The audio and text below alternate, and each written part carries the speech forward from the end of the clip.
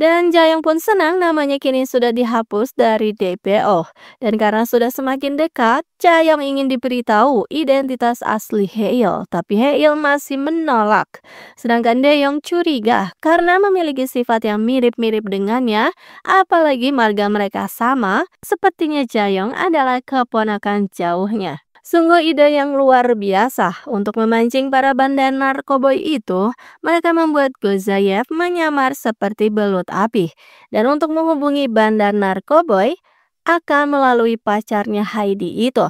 Seolah Jayong yang meminta tebusan untuk barter dengan si belut api. Sedangkan Bos Park menyandera ibu belut api.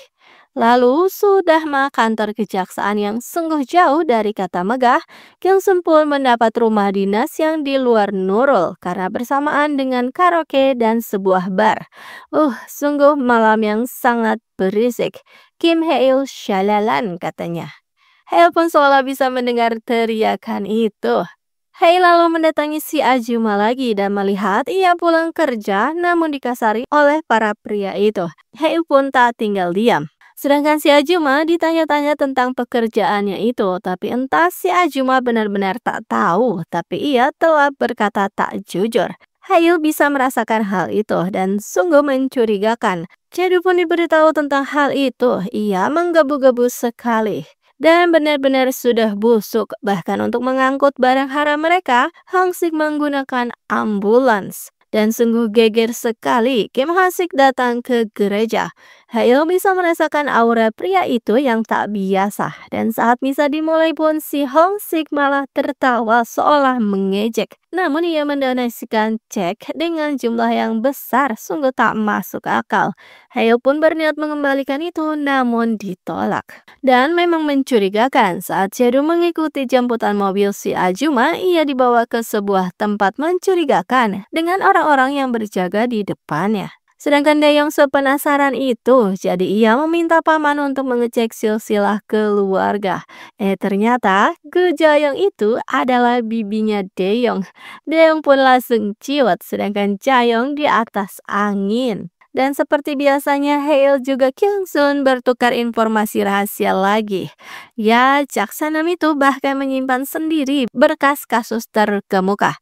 Dan untuk bisa lebih dipercaya, Kyung Sun pun akan melayani Jaksanam seperti seorang raja. Dan termakan umpan, akhirnya Hail dan kawan-kawan janjian barter dengan menggunakan si belut api dengan bandar narkoboy itu. Hang Sik pun tersenyum tipis melihat tingkah laku anak buahnya yang kekanak-kanakan begitu. Namun Hang Sik mah lebih cerdas. Ia lalu mendapatkan info jika foto si belut api itu sudah beberapa hari yang lalu.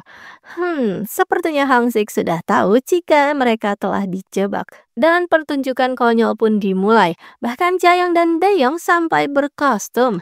Namun si penjahat langsung membawa ibunya belut api. Wah, tim pun jadi kebingungan. Lalu Hae juga datang dengan kostum pastor berjoker. Tapi ada saja kejutan lainnya. Ternyata si Ajuma baik-baik saja. Dan ia bukanlah ibu belut api. Ia sudah diatur semuanya oleh Hae. Pertarungan konyol pun usai dan kini waktunya benar-benar menghajar. Pertarungannya seru sekali, tapi tetap saja ada tingkah konyol mereka. Dan akhirnya para polisi pun datang. Bos Park dan antek-antek konyolnya itu tak berkutik. Mereka pun segera diringkus. Namun sudah sampai di halaman kantor polisi. Dengan berani para penjahat yang kali ini benar-benar tangguh menyerang para polisi itu hingga benar-benar kalah telak babak belur. Mobil Hayu pun datang. Ia segera mengejar para penjahat itu dan melawan mereka. Dan seperti menonton film, Hang Sik dari kejauhan dengan popcornnya melihat pertunjukan itu. Dan di saat genting begitu penyakit Hail malah kambuh. Namun ia tak mau kalah. Sepertinya akan ada adegan satu lawan banyak. Tapi malah episode 4 berakhir di situ.